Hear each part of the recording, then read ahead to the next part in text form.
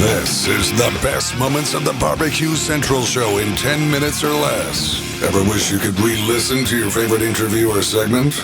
Do you enjoy hearing older shows for the first time in years? Then the best moments of the BBQ Central Show in 10 minutes or less is just what you need. Thanks for listening and enjoy the show. Hello, friends and neighbors. John Solberg here, your host for the best moments of the BBQ Central Show in 10 minutes or less. Got to tell you, this show is brought to you by The Butcher Shop, purveyors of highly sought-after 100% Australian non-crossbred Wyvara 9 Plus briskets, and as always, they are handpicked just for you. The Butcher Shop has been retailing the finest meats for more than 15 years. Every week, they're shipping out competition-quality meats to many of the biggest teams in the competition scene across the nation.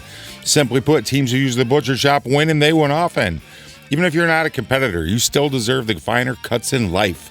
Great news, The Butcher Shop is shipping some of the finest prime, dry-aged, Australian Wagyu, and Japanese Wagyu steaks to people just like you and me who aspire to be the kings and queens of the backyard.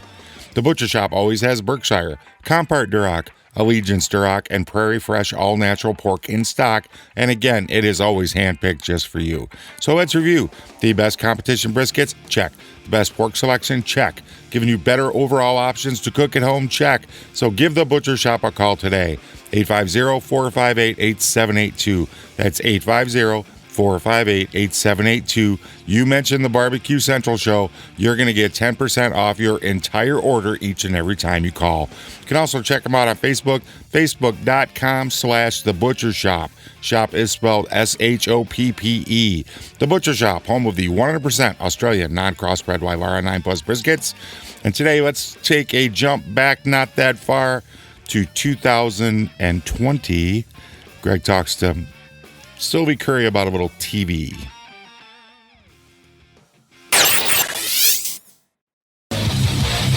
As I had mentioned in the open, if you are into watching barbecue TV, you may be in pig heaven lately. I said pig heaven. I absolutely blew that pun. My next guest, a contestant on the new series, The American Barbecue Showdown. In real life, the pitmaster of Lady of Q and longtime Centralite. We welcome back to the show, Sylvie Curry. Hey, Sylvie. How you doing? I am fabulous, and I'm so excited to have you back here on the show as we talk about your very successful jaunt onto barbecue on television. And before we get into some of the week-by-week or episode-by-episode stuff, let me ask you this. For somebody who has been in the competition scene for as long as you have now, you have seen the rise in popularity. I mean, you've seen this whole big swell here over the last decade or so. When we were in what I've termed the golden age of barbecue television, the multiple series and seasons of Pitmasters and the various versions that preceded that, did you think that we would get to a time, Sylvie, where barbecue would be landing on a streaming service such as Netflix? Not at all. I've been around since the first Pitmaster series back in, 2008, 9? And then the format that they had surprised me that even people would be watching barbecue like that. And to get to the point where it's worldwide and we're on Netflix and we're showing Pitmasters doing their thing, it's wonderful. Sylvie, how do you hear or read about this opportunity to, I guess, apply for the American Barbecue Showdown? Actually, it was a pretty funny story. My daughter actually got an email from someone saying that they had a show that was going to be on Netflix and they were trying to get in touch with me, but they didn't have any contact information. And if she was my daughter, could she please forward the email? And she thought it was some type of spam or phishing or something like that, but she did forward it to me.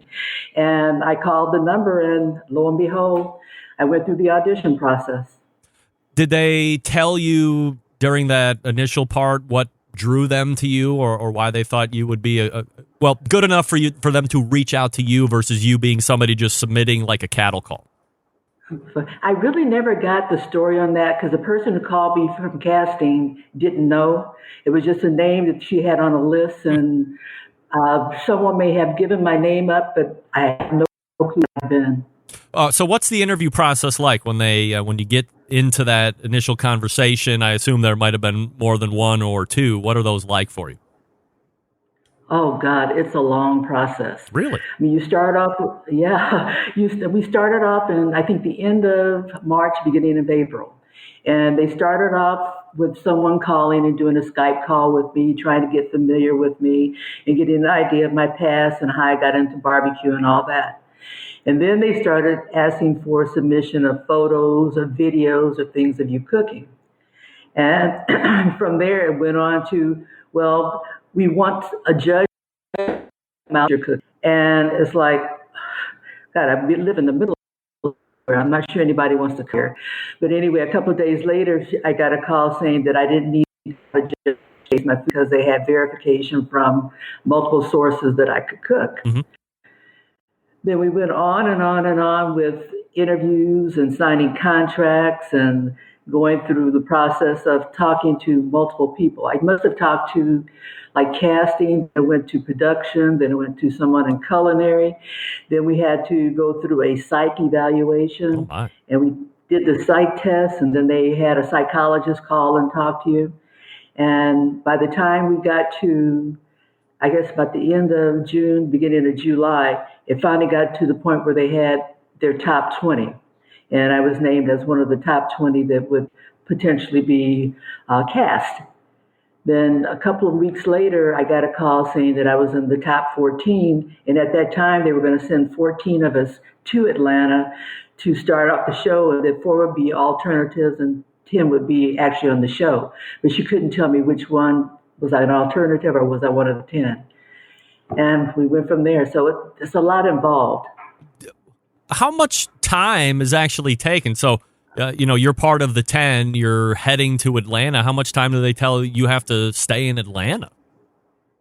Well, they had already gone through and told us we had to commit to 3 weeks. Holy moly. And so we knew going into it that if you didn't get bumped off, the further and further you went, you could potentially be there 3 weeks. And there was no travel back and forth.